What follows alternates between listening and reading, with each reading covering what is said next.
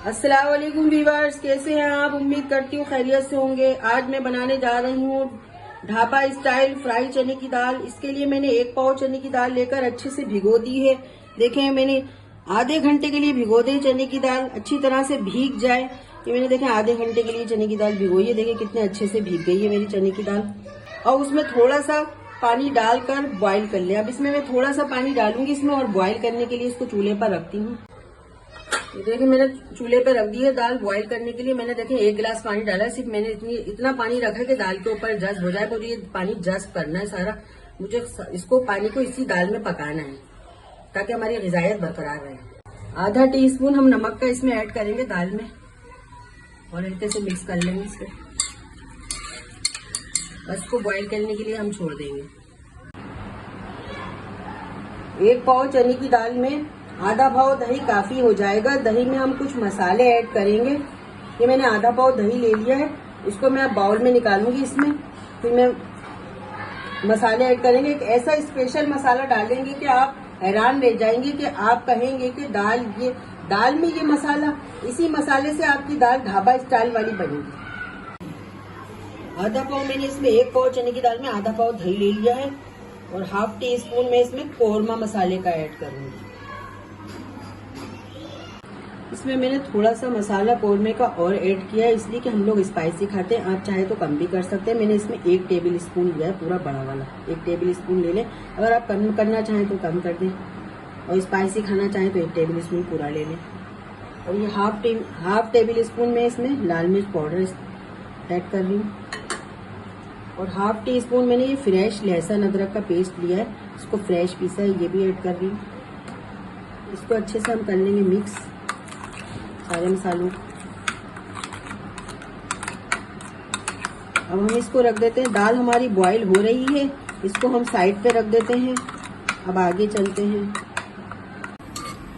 दाल मेरी बॉईल हो चुकी है। देखिए मैंने हाफ बॉईल करी है। देखिए इस तरह से रखनी है, इतनी तो थोड़ा सी हल्की सी कच्ची भी रहे और हल्की सी नरम भी हो जाए। इस तरह से हाफ बॉईल इस तरह कर लें।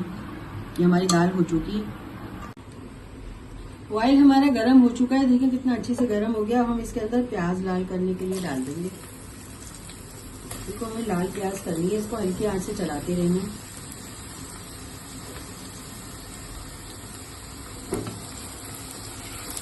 गोल्डन ब्राउन करनी है, जलाना नहीं है, बिल्कुल काली नहीं करना। ये तो कोरमा हमारा दाल वाला इतना मजे का नहीं बनेगा जैसा बनना चाहिए।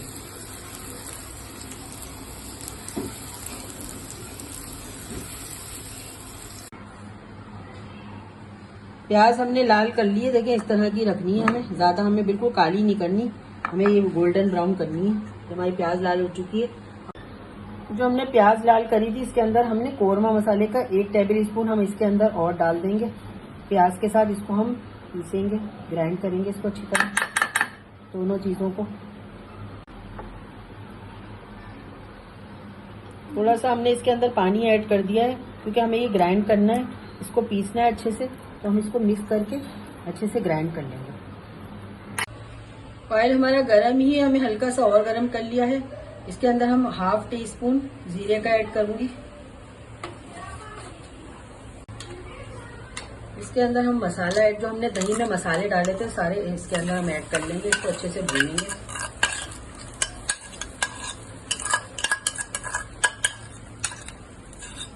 इसको भी हम ज़्यादा जाने नहीं देंगे, हल्का सा पानी डाल के इसको डाल देंगे।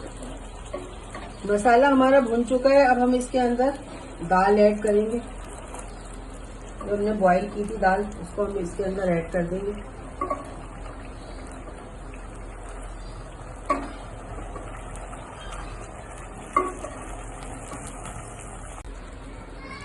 हम दाल हमने सारी इसमें मसाले में डाल दिया, हम इसको अच्छे से कर लेंगे मिक्स। अब हम इसके अंदर ये जो मैंने दाल हाफ बॉईल करी थी, अब इसको हमें 10 से 15 मिनट इसको दाल को और पकाना है, क्योंकि हमें इसको पूरी पकानी है दाल को। अब जितनी कसर हमारी रह गई है हम इसमें पूरी करेंगे। दाल हमारी पक रही है। अभी हम इसके अंदर हमने जो प्याज और मसाला ऐड किया था, इसको मैंने ग्राइंड कर लिया अच्छे से। अब हम इसके अंदर इसको डाल रहे हैं, दोनों चीजों को इसमें ऐड कर देंगे।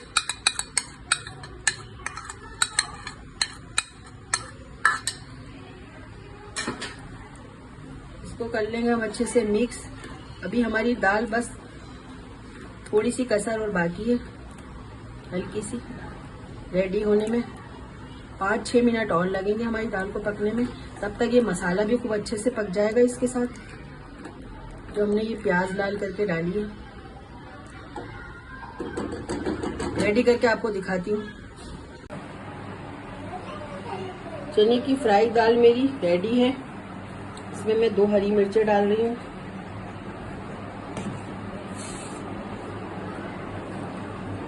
पिसा हुआ गरम मसाला आधा टीस्पून गार्निश के लिए हम डालेंगे।